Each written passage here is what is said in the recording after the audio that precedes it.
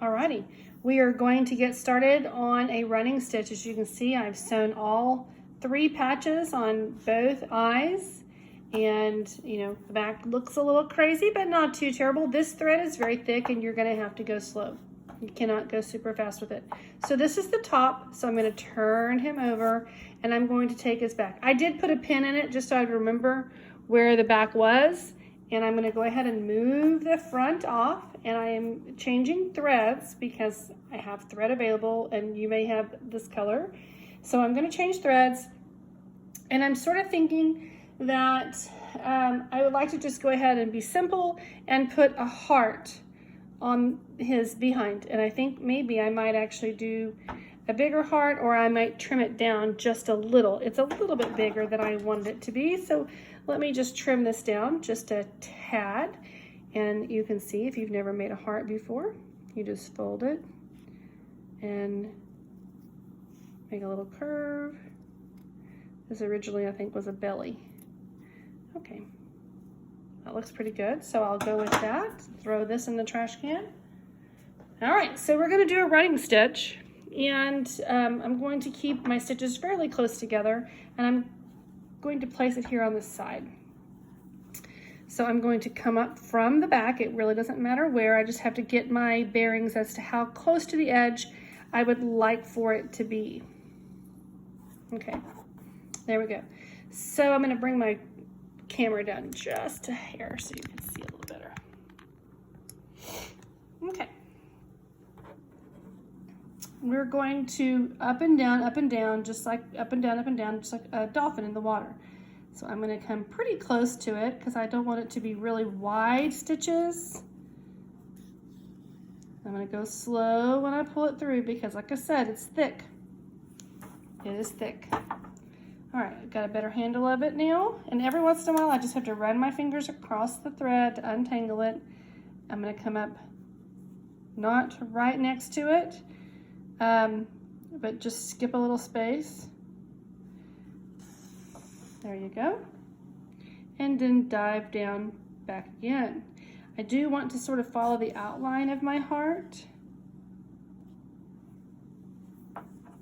Looks very Valentine-y. Coming up, I'm watching my space. I'm going to double check before I come all the way through. That looks like it's about the same as the first one. Again, we are paying attention to stitch length and to the width, basically the width apart from each other, and the width from the edges.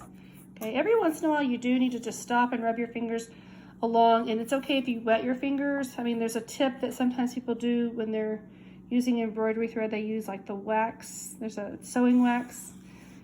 I just use my fingers and wet them down just a tad bit. I think that's kind of the old grandma way of doing things, probably. And I'm not even a grandma. Okay, back to what we're doing here. I'm going to keep following that line, and right now I'm right here at the tip of the heart. So I'm going to just be careful. I don't want it to cross over into the back side, so I'm going to go ahead and keep that one stitch, that stitch right there, and then I can turn it a little bit. Right? Now I'm going to be staying kind of in a same width apart from each other and from the edge of, whoops, I just caught a hold of the monster's head with my needle. And you might do that, and your thread might get tangled around the monster's ear or something, and that is the reason why it is so important. Do not try to get more thread than is needed. Okay, I'm gonna have to turn it around here. I need to get a better hand on it over here. When I give you the, the tips on measuring, and I say only from your nose to the outstretched arm, that's exactly what I mean, because now I've taken a really thick thread and I've doubled it, right? So it's even thicker. And sometimes it doesn't, I'm doing a little tug, I don't know if you noticed or not, but sometimes it doesn't come all the way through, and I might need to pay attention to the back or make sure it doesn't get tangled and then start separating on me. Let's look at it. That's pretty good. Okay. Let's finish it out, and I'm using my finger sort of to check to see where it's coming up from. There we go, I want it right there. Not too close to the edge. So this running stitch looks exactly the way that it did when we were sewing on paper, except for now I'm just following a shape. That's all I'm doing, just following a shape. And I am using my fingers on the back to kind of feel, to make sure that there is not any, you know, my thread doesn't get hung and doesn't come all the way through. We are going to be able to use our measured thread to come all the way around this heart, I believe, which is good. That's good. So you don't want your pieces to be ginormous to the point where you have to, you know, thread up several times. It's pretty normal to have to thread up maybe once more when you're sewing something.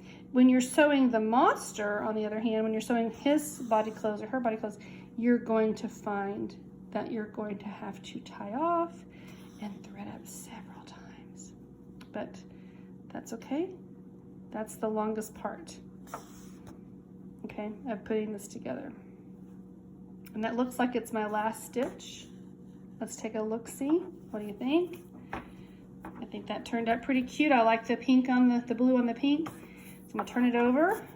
The back side looks pretty good. I'm gonna find the last stitch, which was really close to the first one.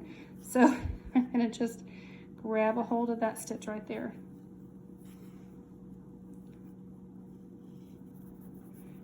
Pull it very gently. I don't want it to tear the fabric. I'm going to be careful picking up that thread. I'm going to push that knot down. There we go. I'm going to trim it off. And I'm going to take this extra thread. I do not need it. It's not long enough for anything. Throw it away. And now the back side is complete.